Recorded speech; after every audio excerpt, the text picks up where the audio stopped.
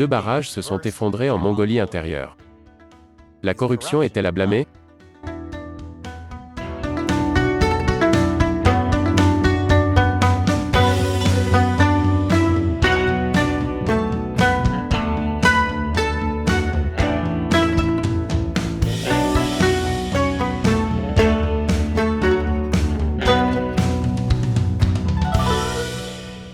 Bienvenue à Chine non censurée, je suis Chris Chappell. En juillet, vous avez entendu parler des inondations massives et meurtrières dans la province chinoise du Henan.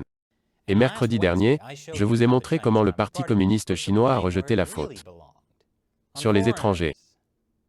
Mais il y a eu une autre catastrophe naturelle causée par l'homme en juillet, qui a été beaucoup moins couverte. Dans la province chinoise de Mongolie intérieure, 2 barrages se sont effondrés suite aux pluies torrentielles.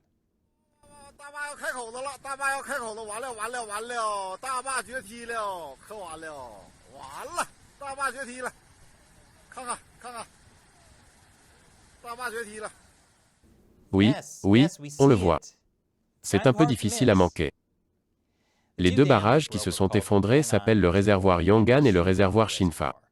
Ils se trouvent tous les deux dans une préfecture de la Mongolie intérieure appelée Ulinbuir.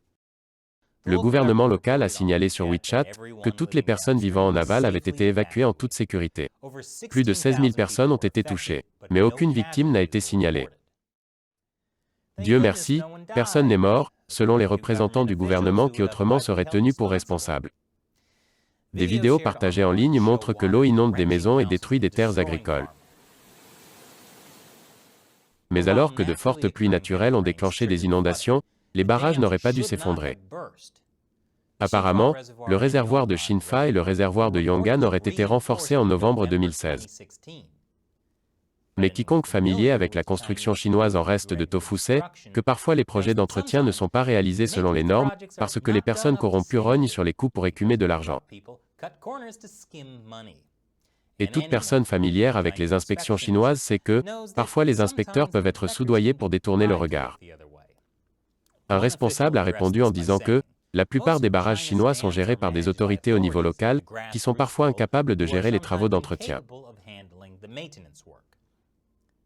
Exact. Incapable est le mot.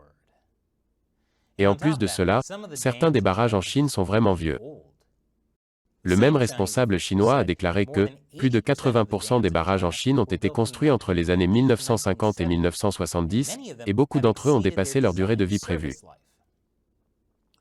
Alors pourquoi ne pas simplement les réparer ou les remplacer?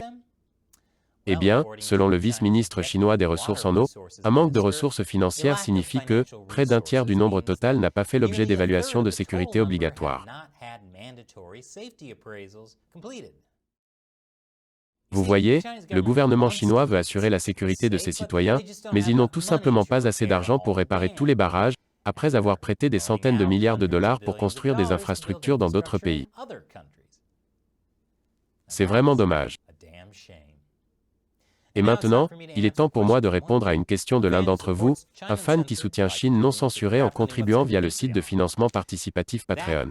Ce Jason sur la route demande « Question. Si les fonctionnaires du PCC, pour une raison quelconque, assumaient la responsabilité de quelque chose de mal arrivé à la Chine, leur tête s'enflammerait-elle spontanément en raison de la violation de leur double pensée extrême ?»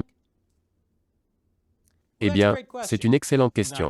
Pas à propos de leur tête qui explose, mais à propos de la prise de responsabilité. Heureusement, Oncle Bill, qui est aussi un partisan de Patreon, semble avoir répondu à votre question. Plan A, le censurer pour qu'il n'y ait aucune responsabilité. Plan B, blâmer les puissances étrangères et attiser le nationalisme.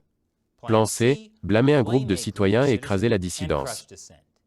Plan D, blâmer le gouvernement local et sauver la face. Comme vous le voyez, avec autant de plans, il n'y a jamais de raison d'assumer la responsabilité. C'est une bonne réponse. En 7 décennies de pouvoir en Chine, le Parti communiste chinois n'a jamais pris ses responsabilités.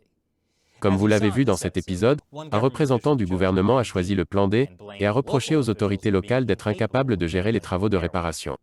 Même lorsque les médias d'État chinois ont finalement admis que la révolution culturelle des années 1960 était une erreur totale, tout ce qu'ils disaient, c'est que c'était une erreur. Il est facile de blâmer la bande des 4 de Mao, puisqu'ils sont tous morts maintenant. Ces gens, il y a 50 ans, ils ont fait une erreur. Mais cet aveu fait toujours partie du plan C. Blâmer un groupe de citoyens. Le Parti communiste chinois lui-même ne pourrait jamais être réellement responsable. Je veux dire, comment l'idéologie communiste pourrait-elle pousser les gens à se torturer et à s'assassiner? Ridicule.